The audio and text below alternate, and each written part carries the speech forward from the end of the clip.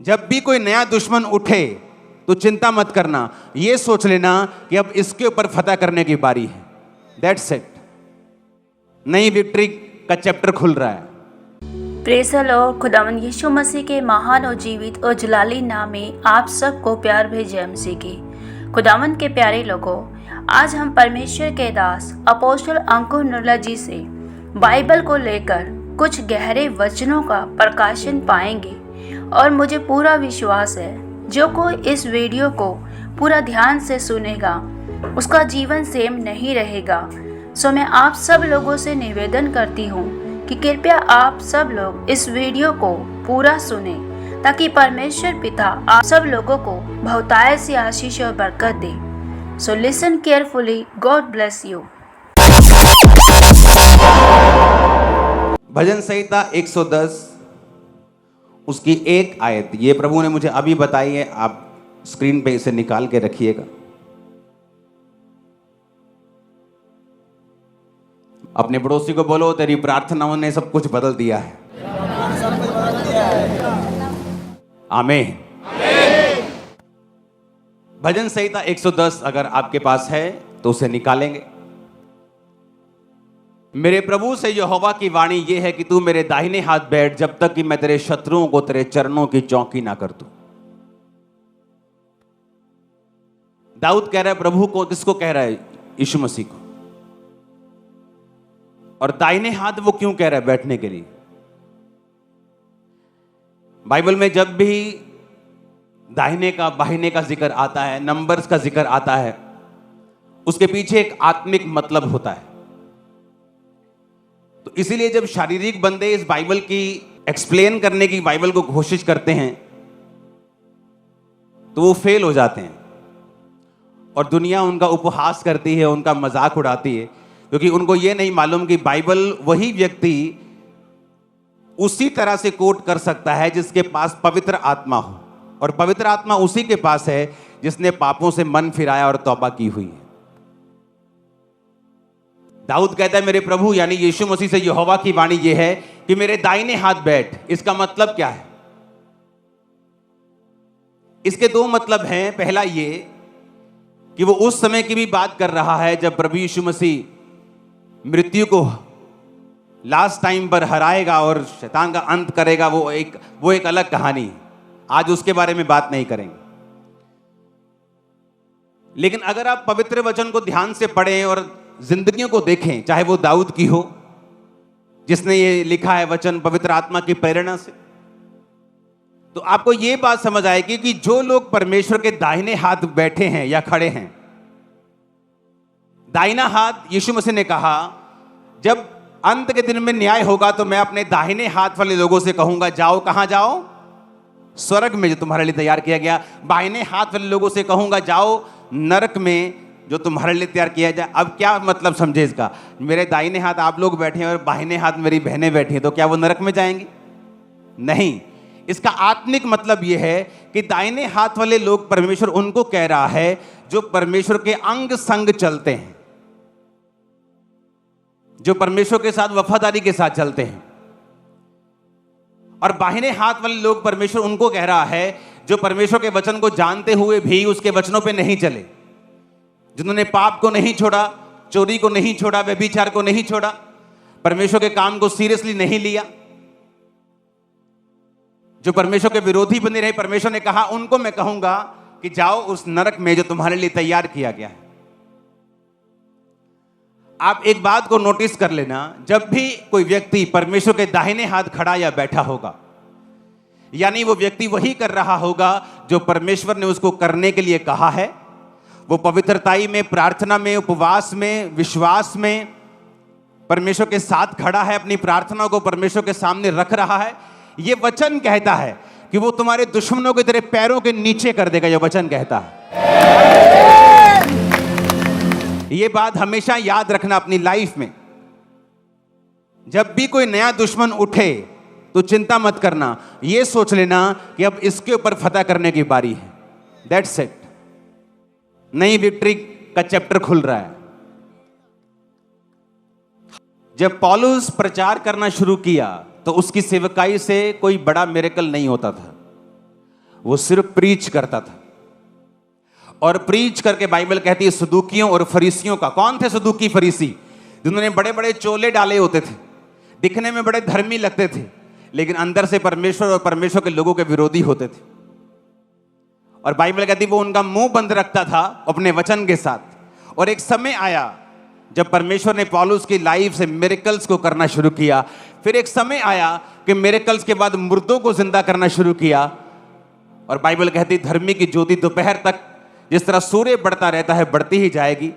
उसी तरह से पौलुस की सेवकाई अगर आप देखें तो जिस पौलुस ने एक छोटे से एरिया से शुरू किया था, वचन कहता है कि पूरे यूरोप में उसने इतना प्रचार किया कि उसने अपने वचन में लिखा है कि अब मेरे प्रचार करने की जगह तक नहीं बची, क्योंकि सब लोगों ने सुसमाचार सुन लिया है। हालेलुया। शुरुआत कहां से की? एक छोटी शुरुआत।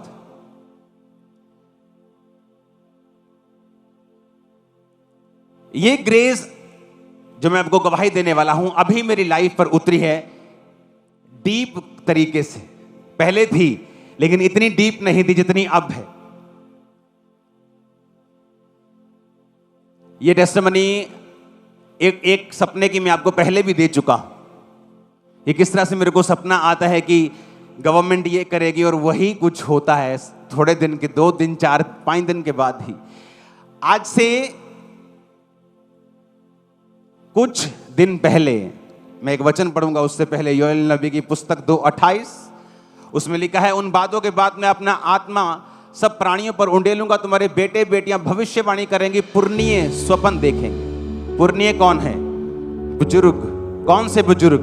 वो बुजुर्ग नहीं जो शरीर के बुजुर्ग हैं, वो बुजुर्ग जो आत्मा के बुजुर्ग हैं। यहां बैठा एक 35 साल का व्यक्ति उस व्यक्ति से आत्मा में बुजुर्ग हो सकता है जो 70 साल का है। इसीलिए बाइबल कहती है जब परमेश्वर लोगों को चुनता है, जैसे मूसा को उसने चुना तो उसने उम्र देख के नहीं चुना, दाऊद को चुना उसने उम्र देख के नहीं चुना। बाइबल कहती है जब मूसा का विरोध किया गया तो परमेश्वर ने विरोधियों को यह नहीं कहा कि मूसा ने गलत किया ठीक है, उसने कहा नहीं, तुमने विरोध किया इसलिए तुम कोड़ी रहोगे। ये उसके चुनाव की बात है। आप परमेश्वर के चुनाव को कभी भी चैलेंज नहीं कर सकते। उसने कहा तुम्हारे पुरनीय स्वप्न देखेंगे। आज से 3 दिन पहले मैं प्रार्थना करके ही सोता हूं हमेशा, 99.99 नहीं 100%। अगर मैं सो रहा हूं तो उससे पहले मैं प्रेयर करता हूं, उठता हूं तो सबसे पहला काम मैं प्रेयर करता हूं। तो मेरी ये रूटीन है। ये कोई ऐसा नहीं है कि मुझे जबरदस्ती जोर लगाना पड़ता है या बहुत ज़्यादा मुझे कंट्रोल रखना पड़ता है या बहुत मेरा एफर्ट लगता है। ये खाना खाने की तरह मेरे जैसे सुबह उठ के लोग खाना खाते हैं ना, तो मेरे लिए ये बिल्कुल नॉर्मल रूटीन है। तो मैं प्रार्थना करके जैसे ही सोता हूँ तो मुझे एक सपना आता है। परमेश्वर मुझे दिखाता है मेरा एक कर्मचारी, और परमेश्वर मुझे दिखाता है कि वो एक चीज़ भूल गया, एक सरकारी जैसा दिखने वाला काम, तो उससे मुझे दिक्कत हो रही है सपने में। तो जब मैं उठा तो हमेशा ऐसा होता है कि आपको याद नहीं होता आपने क्या सपना देखा मोस्टली। जब मैं उठा तो लेकिन मुझे याद था और मैं एकदम से उठा और मैंने कहा ये मैंने क्या देखा। उस कर्मचारी की शक्ल, उसका नाम, उसने क्या गलती की मैं भूल गया। सारा कुछ मैंने अपनी वाइफ को बताया। मैंने कहा इसको बुलाओ। जब उसको बुलाया तो उसको बताया, वो हैरान था क्योंकि उस चीज के बारे में मुझे मालूम तक नहीं था। है वो मिनिस्ट्री की चीज है लेकिन मुझे पता नहीं था। जैसे आप कोई बड़े काम में लगे तो पीछे छोटे छोटे काम नहीं होते, निके छोटे नुक्कड़ शुक्कड़ काम वो आपकी टीम करती रहती, वो ऐसा नुक्कड़ शुक्कड़ काम था लेकिन इंपॉर्टेंट काम था। तो जब उसको बताया कि तू भूल गया, कहता हाँ मैं 2 महीने भूल गया, तो उसको सुधारा। और सारे लोग हैरान थे कि ये कैसे हो सकता है कि सपने में परमेश्वर मुझ पे वो चीजें जाहिर कर रहा है जो तुम गलती बाहर कर रहे हो। तुम्हारे पुरनिये स्वप्न देखेंगे, तुम्हारे जवान दर्शन देखेंगे, मैं अंत के दिनों में अपना आत्मा सब मनुष्यों के ऊपर उंडेलूंगा। बाइबल बहुत आसान है अगर हम बाइबल के अनुसार चलना शुरू कर दें। आप देखेंगे क्या होता है। आपने देखा है कि 31 मई को प्रार्थना के लिए कॉल की गई थी कि 2023 31 मई के हम सब मिलके हम प्रार्थना करेंगे कि परमेश्वर सारी सिचुएशंस को चेंज करे, नहीं तो आने वाला समय बड़ा मुश्किल होने वाला था। बड़े ओपनली अटैक होने वाले थे। 1 साल प्रार्थना हुई, क्या हुआ?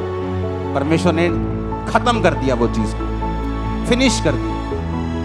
इमेजिन करो अगर आप अपने परिवारों के लिए प्रार्थना करने बैठेंगे तो इमेजिन करो अगर आप प्रभु के दाहिने हाथ बैठकर तौबा करके पापों से मन फिरा के, अगर आपके 4, 5, 7 परमेश्वर हैं तो ये वचन आपके लिए नहीं है, क्योंकि आप प्रभु के दाहिने हाथ नहीं हैं। अभी आप दाहिने हाथ बैठने की कोशिश कर रहे हैं, अभी आप सिर्फ चेक कर रहे हैं। लेकिन जिन्होंने प्रभु यीशु मसीह को अपना उद्धारकर्ता ग्रहण करके पापों से मन फिरा के, जिसका एक ही परमेश्वर तौबा कर ली है, आप उसके दाहिने हाथ बैठे हैं, आप प्रार्थना करेंगे, परमेश्वर आपकी प्रार्थना को सुनेगा, उत्तर भी देगा, आपके घरों का उद्धार भी करेगा, आपके फाइनेंस का उद्धार भी करेगा।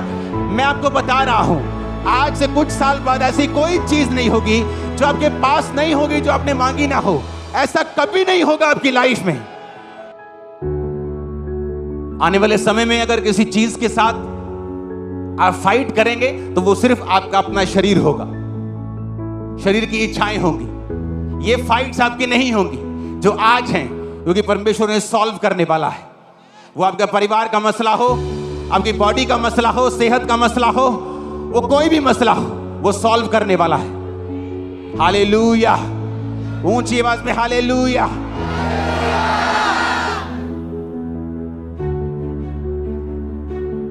उसने कहा मेरे दाहिने हाथ बैठ।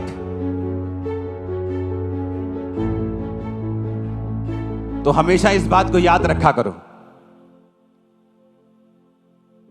कि जब दुश्मन कुछ कहे तो प्रार्थना करना, उस दिन फास्टिंग में चले जाना, बिना डरे और घबराए, और थैंक्स करना कि एक और जीत आपकी प्रोफाइल में जुड़ने वाली है। नथिंग, उसके अलावा और कुछ नहीं मिलेगा। शैतान को शर्मिंदगी, इंसल्ट के अलावा और कुछ परमेश्वर देने वाला नहीं है, क्योंकि यह काम किसी इंसान का नहीं, यह काम परमेश्वर का है। उसने कहा संग्राम तेरा नहीं, संग्राम यहोवा का है। जब आप नशों के खिलाफ लड़ेंगे, शैतान के खिलाफ लड़ेंगे, डाइवोर्स के खिलाफ लड़ेंगे, पाप के खिलाफ लड़ेंगे, तो शैतान ऐसा नहीं कि आपको छोड़ने वाला है। वो पूरी कोशिश करेगा, लेकिन हर बार शर्मिंदगी उठाएगा, हर बार इंसल्ट उठाएगा, हर बार मुंह की खाएगा, नीची खाएगा और भाग जाएगा। Hallelujah, hallelujah. क्योंकि परमेश्वर ने हमें खास हिदायत दी है कि तुम्हारा लहू और मांस से कोई भी युद्ध नहीं है। अगर लहू और मांस से होता तो हम लड़ते, लहू और मांस से नहीं।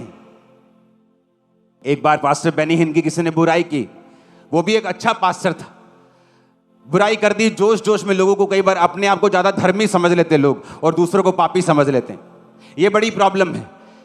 इस स्पिरिट का इलाज नहीं है। दुष्ट आत्मा तुम निकाल सकते हो किसी के अंदर से, लेकिन जब कोई रिलीजियस स्पिरिट के साथ इफेक्टेड हो जाए, ऐसी स्पिरिट जो अपने आप को धर्मी समझती है, दूसरों को पापी समझती है, इस आत्मा का कोई भी इलाज नहीं है। इसका इलाज सिर्फ परमेश्वर करता है बीमारियों के साथ। तो उस पास्टर ने बुराई कर दी,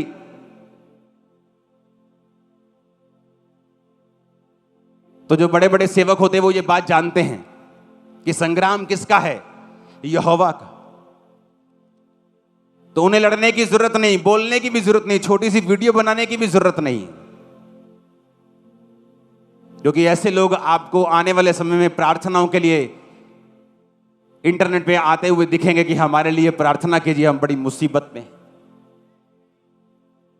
और परमेश्वर इससे भी प्रसन्न नहीं। बाइबल कहती वो दुष्ट को मरता हुआ देखकर भी प्रसन्न नहीं होता, वो दयावान परमेश्वर है। आपको ये बात याद रखनी है, आप एक डिवाइन योजना के नीचे हैं। आप एक आम व्यक्ति नहीं हैं, एक बड़ा काम करने के लिए बुलाए गए हैं। लड़ाई आपकी नहीं है, दाहिने हाथ आपको रहना है। परमेश्वर पाव की चौकी कर देगा शैतान को, नशे को और बीमारियों को और सब दुश्मनों को। आमीन। ऊंचा चाहिए चर्च। हालेलुया, ऊंची आवाज में हालेलुया। वो आपसे बात करेगा, सपनों में आपसे बात करेगा। आज से कुछ साल पहले मेरी टीम जानती है, जो मेरे साथ हमेशा प्रार्थना करती थी, और मैं बैठा हुआ प्रार्थना कर रहा था और मैंने एक बड़ा अजीब दर्शन देखा। वो आज तक ऐसा दर्शन मैंने कभी नहीं देखा। सपने देखे हैं, लेकिन आज तक वैसे दर्शन वाली फील मुझे अब तक नहीं आई। 10 साल हो गए। 2014 से पहले मैंने एक विजन देखा और मैंने टीम को बताया कि एक बहुत बड़ा एक घर है, उसका रंग मैं नहीं बताना चाहता हूं अभी। तो ये खास कलर का रंग है और ये इतना बड़ा घर है और उसके बाहर बहुत भीड़ है और बहुत ज्यादा भीड़ है और लोग उसकी तरफ, उस घर की तरफ, सब लोग उस घर की तरफ चल पड़े हैं। और उसके बाद वो लोग क्रिश्चियन लोगों के पीछे आ रहे हैं और उन पर हमला कर रहे हैं, लेकिन किसी को मैंने नुकसान उठाते हुए नहीं देखा, किसी क्रिश्चियन को।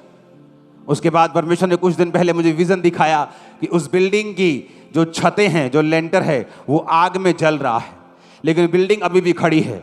लेकिन परमेश्वर ने दिखाया बिल्डिंग खड़ी नहीं रहेगी, वो जल्दी गिरने वाली है। तो जो आत्मिक बंदा होगा वो इस बात को समझेगा मैं क्या कह रहा हूं। परमेश्वर आपको दर्शन, विजन्स, आपको प्रोफेटिकली आपसे बात करता है, चाहे आप विश्वासी क्यों ना हो। अगर आप अपने टीवी को बंद कर दें, अपने टीवी से डिस्कनेक्ट हो जाएं, अपने शरीर को थोड़ा काबू में रखें, प्रार्थना करें सोने से पहले, वो आपकी जिंदगी के विषय में आपसे बात करेगा। आप देखना, जो आपकी कॉलिंग है उसके विषय में आपसे बात करेगा।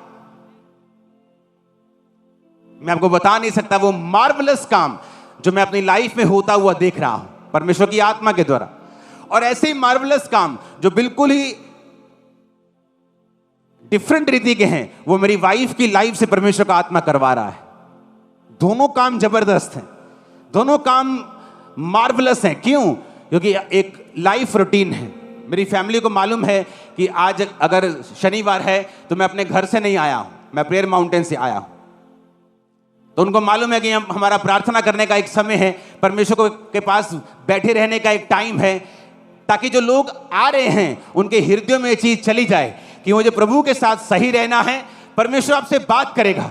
आज से आपकी स्पिरिचुअल आईज ओपन हो रही है, कान ओपन हो रहे हैं, आपको विजन्स आएंगे, आपको दर्शन आएंगे और स्वप्न आएंगे। यीशु मसीह के नाम में आमीन। ऊंचा चाहिए चर्च, हालेलुया। ऊंची आवाज में हालेलुया बोलो जरा।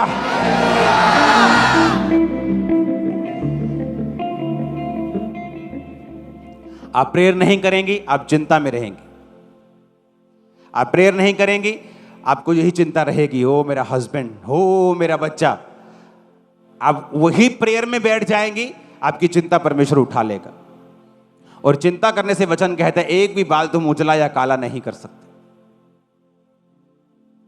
और परमेश्वर तुम्हें सिखाएगा कि तुम्हें सारा भार मुझ पर रखना है और प्रार्थना में रहना है।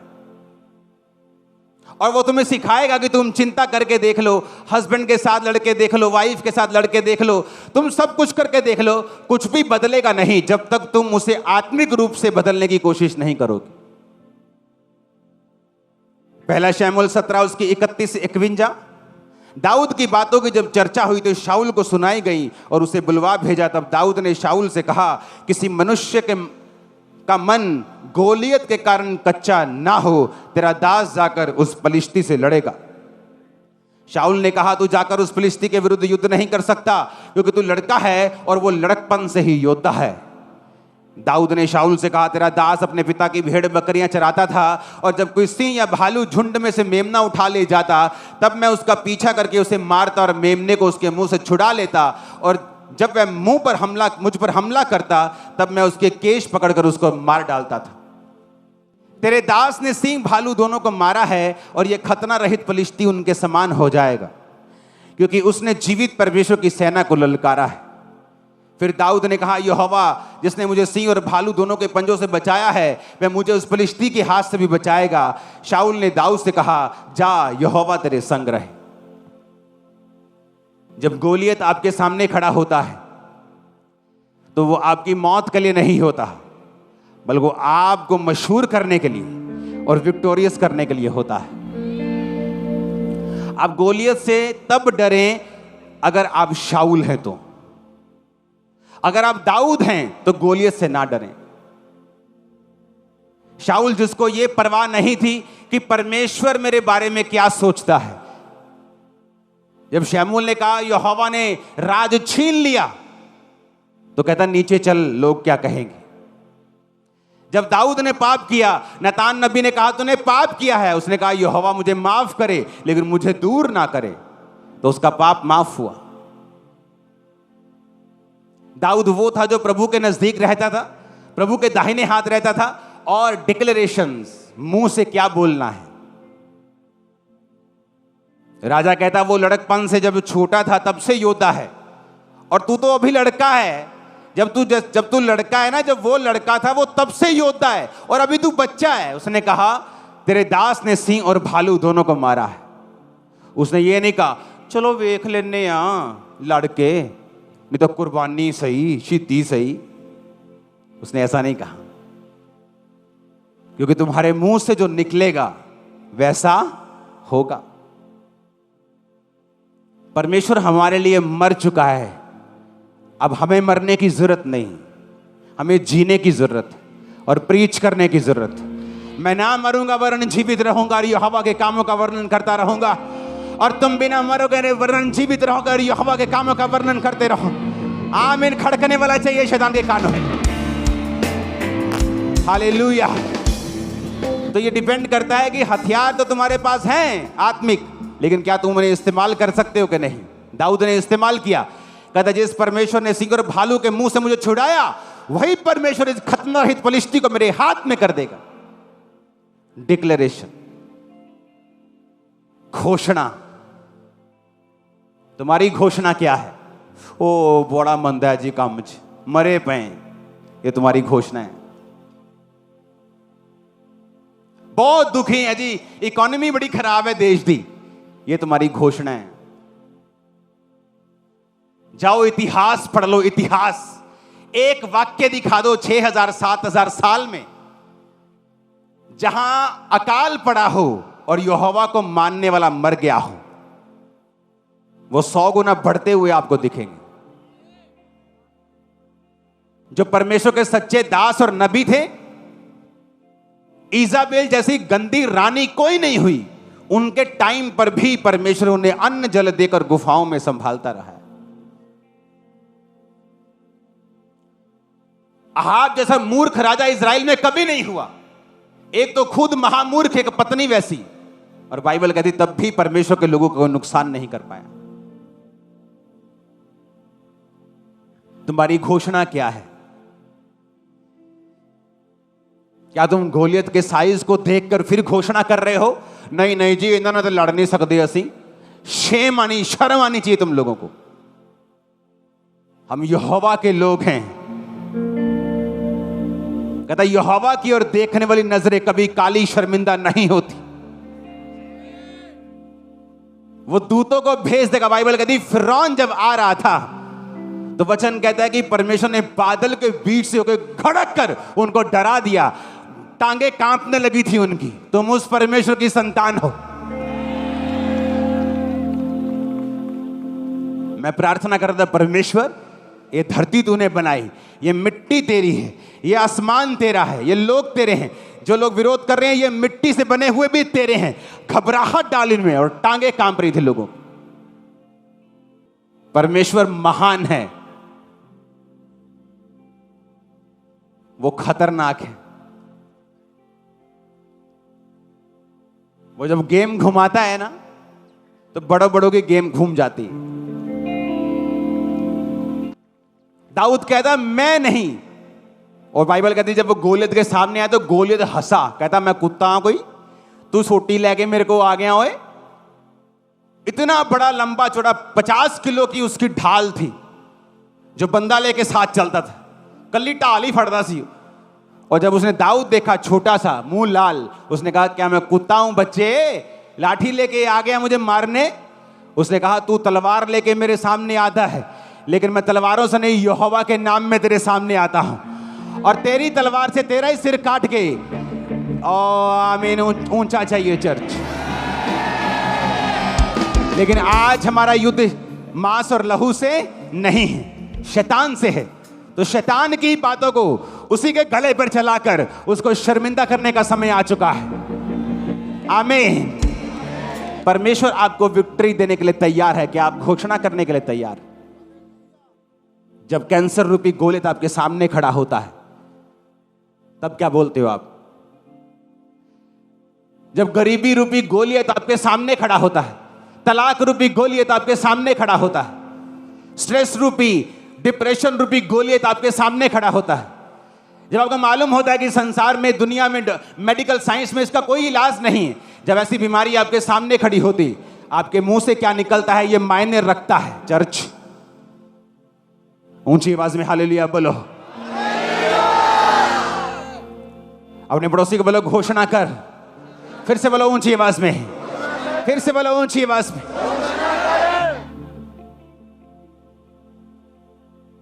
अगर तुम दाहिने हाथ बैठे हो, खुदावंद के साथ अड़े और खड़े हो, सिर्फ तुम्हें अपने मुंह से घोषणाएं करनी है। परमेश्वर डरा देगा, मैं बता रहा हूं, शैतान को, बीमारी को गिरा देगा, तुम्हारी घुटनों पे ला देगा उसको। करके देखो ऐसा, और साथ में प्रार्थना करते रहो, साथ में घोषणा करते रहो। गोलियत को मारने के लिए आर्मी की जरूरत नहीं पड़ी, एक पत्थर उसके माथे पे लगा और मर गया। वो पत्थर क्या था? बाइबल कहती है हमारा रॉक यीशु मसीह। वचन आपका सबसे बड़ा डिफेंस है, सबसे बड़ा। अगर विपरीत परिस्थितियों में कौन लोग घबराते हैं? जिनके पास वचन नहीं होता। हवाइयां उड़ी होती उनके चेहरों की, क्योंकि उनका डिफेंस वचन नहीं। ना वो वचन पढ़ते, ना वो प्रार्थना करते, वो चलते हैं बहाव के हिसाब से। इधर बहाव अच्छा है तो इधर हवा बल्ले बल्ले, बहाव कम हो गया, हे मर गए, डर गए। लेकिन जो लोग वचन का डिफेंस अपने पास रखते हैं, जिनको मालूम है कि वचन उनका डिफेंस है, वो कभी आपको घबराए नहीं मिलेंगे। दाऊद का डिफेंस कौन था? वचन। वो वचन से अपने आप को सुरक्षित रखता था। भजन संहिता पढ़ के देखो, हर बार उसने वचन से अपने आप को सुरक्षित किया और विजय किया। दाऊद कहता, मैं शेर और भालू को जब मैंने मारा, तो वो शेर और भालू जब उसके सामने आए होंगे, उसने सोचा होगा लो आज तक मर गए अपन। पर परमेश्वर उन शेर और भालुओं से दाऊद की प्रैक्टिस करवा रहा था। कई बार आपका विरोध होता, आपकी फैमिली में, आपके मोहल्लों में, वो आपकी प्रैक्टिस हो रही है। एक बड़ा गोलियत गिरने की तैयारी कर रहा है आपकी लाइफ में। अगर आप शेर और भालू को मार देंगे, गोलियत के मरने की प्रैक्टिस आप कर रहे हैं। और जिस दिन गोलियत मरेगा, उस दिन आप सेम नहीं होंगे। बाइबल कहती है जिस दिन दाऊद ने गोलियत को मारा, पूरा इजराइल कह रहा था कि शाऊल ने तो हजारों को, दाऊद ने लाखों को मारा है। तुम्हारी प्रशंसा फैलने जा रही है चर्च, तुम्हारे रिश्तेदारों में, तुम्हारे लोगों में, तुम्हारे मोहल्लों में। आमीन। मेरे को ऊंचे वाला चाहिए। मैंने कहा वो प्रशंसा फैलने के लिए जा रही है यीशु मसीह के सामर्थी नाम। आमीन, आमीन। आपको क्या करना है? आपका डिफेंस वचन है। वचन को पढ़ना है। परमेश्वर के दाहिने हाथ आपको खड़े रहना है। आपको हंसी आएगी फिर शैतान के ऊपर। जिस व्यक्ति ने प्रभु के साथ पंगा लिया है, कुछ दिनों के बाद उसकी हालत देखना तुम। परमेश्वर उन्हें हंसी का पात्र बना देगा। मेरी बात नोट करना,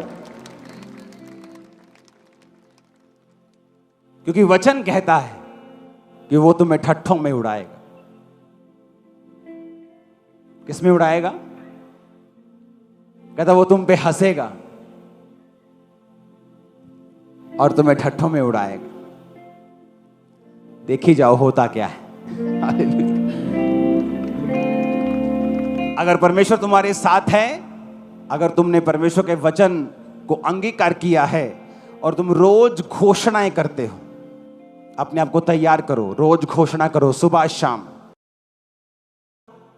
आपने वो नहीं कहना जो आप देख रहे हो, आपको वो कहना है जो बाइबल कहती है। हालेलुया। अपने हाथों को उठाओ। आज के बाद आप लगातार बिना किसी रोक टोक के अपनी जिंदगी में घोषणाएं करेंगे और आदत बनाएंगे। एक आदत बनाएंगे घोषणा करने की। प्रभु से वादा करो कि आज से मैं पॉजिटिव बोलूंगा और वचन के बीच से अपने आप को बोलूंगा। कोई नेगेटिव घोषणा मेरे मुंह से नहीं निकलेगी। मैं सिर्फ पॉजिटिव घोषणा करूंगा, वचन के बीच से घोषणा करूंगा और परमेश्वर का आत्मा कार्य करेगा। मैं अपने परिवार के ऊपर, मैं अपने बिजनेस के ऊपर, सेहत के ऊपर, सेवकाई के ऊपर मैं घोषणाएं करता रहूंगा जब तक एक बड़ा बदलाव मैं ना देख लूं। मैं घोषणाएं करता रहूंगा अपनी जिंदगी के ऊपर जब तक एक बड़ा बदलाव मैं ना देख लूं।